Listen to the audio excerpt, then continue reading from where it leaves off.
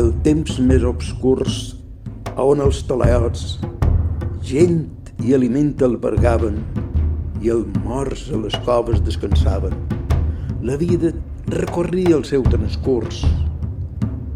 Son fred, a son racons, endevinaven poblats antics de gent i terra nua, ciència i religió ingènua, roca rere roca, fins al cim caragolaven. D'aquells temps només quedaren records i pedres enterrades, fins que el bou s'endugueren i l'espoli, el nostre passat, allà quedà.